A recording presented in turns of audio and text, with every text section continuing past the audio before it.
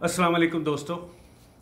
आज मैं आपका तारुफ अपनी एक और पसंदीदा किताब कुलियात मुस्तफ़ा ज़ैदी से करवा रहा हूँ।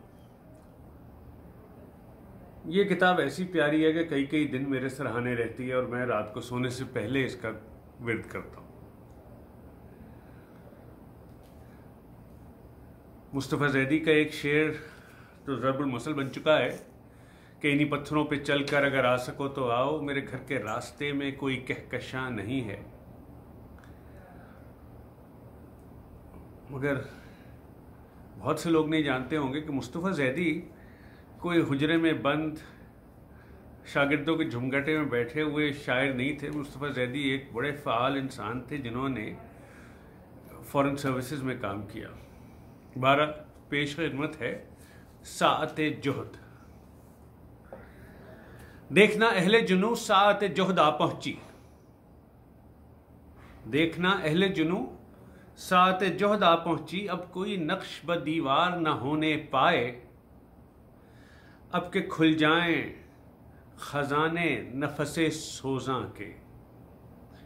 अब के महरूमी इजहार न होने पाए।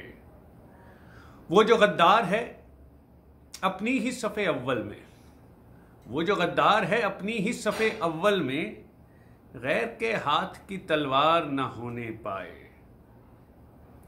यूं तो है जौहर गुफ्तार बड़ा वस्फ मगर, वजह बीमारी किरदार न होने पाए। यूं तो है जौहर गुफ्तार बड़ा वस्फ मगर, वजह बीमारी किरदार न होने पाए। दश्त में खून हुसैन इब्ने अली बह जाए रज़ी अल्लाह ताला अन्हु। दश्त में खून हुसैन इब्ने अली बह जाए। बैअते हाकिम कुफ्फार न होने पाए। ये नई नस्ल इस अंदाज से निकले सरे रज़्म के मौर्रिख की गुनहगार न होने पाए।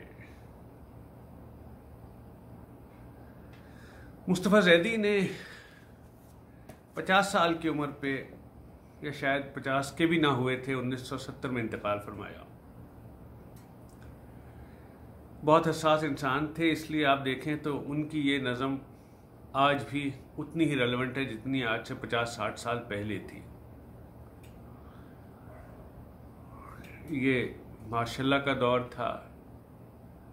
इसके कुछ अरसे के बाद ही फॉल ऑफ ढाका हुई और फॉरेन सर्विसेज में होने की वजह से उनको सबका अंदाज़ा रहा होगा। तो एक नज़र दौड़ाते हैं दोबारा से इस नज़म पे, इस तनाजुर में। देखना अहले जुनू साअते जोहद आ पहुंची। जो है वो आज है, हमें कल का इंतज़ार नहीं करना। अब के महरूमी इजहार ना होने पाए। अब जो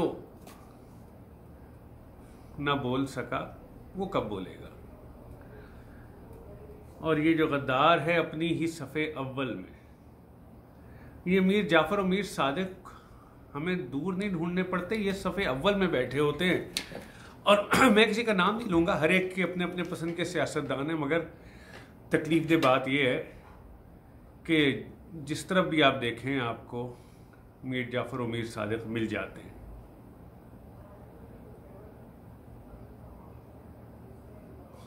क़ुव्वत गुफ्तार बड़ा वस्फ है। मगर हमारे यहाँ तो ये एक बीमारी किरदार बन गया है, वजह बीमारी किरदार। चाहे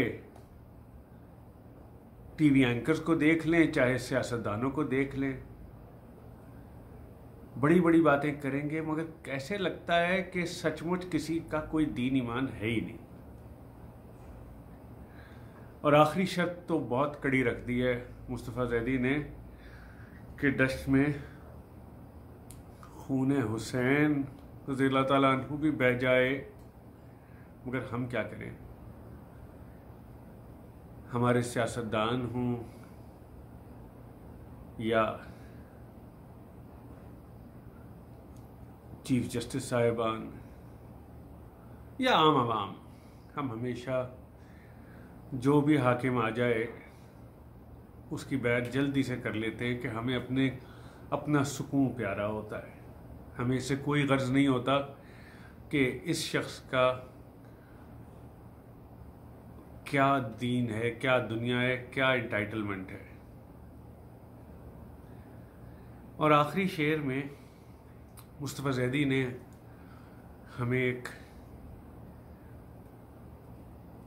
उसूल दे दिया है आगे बढ़ने का, कि नई नस्ल को ऐसे तैयार करना है, ये नई नस्ल इस अंदाज से निकले सरे रज़्म कि मौर्रिख की गुनहगार ना होने पाए। कहा जाता है कि तारीख़ मौर्रिख लिखता है और मौर्रिख हमेशा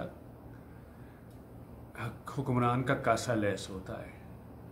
फातिहीन तारीख़ लिखवाते हैं, मगर टीपू सुल्तान की तारीख़ कोई फातिह नहीं लिखवाया, टीपू सुल्तान की शुजाअत ने लिखी। हमें अपनी नई नस्ल को आगे इस तरह से हिम्मत दिला के बढ़ाना है कि उनकी तारीख़ को कोई मौर्रिख मस्ख न कर सके। उम्मीद है शायरी पसंद आई होगी, और अगर जो लोग लाहौर से ताल्लुक़ रखते हैं, बिलखुसूस नेशनल कॉलेज ऑफ आर्ट से ताल्लुक़ रखते हैं, वो मेरे पीछे टंगी तस्वीर को भी पहचान जाएंगे। ये मेरे अज़ीज़ भाई हुसैन मासूम ने बनाई थी, जो अभी ग्राफिक डिज़ाइनिंग में कनाडा में मुकीम है।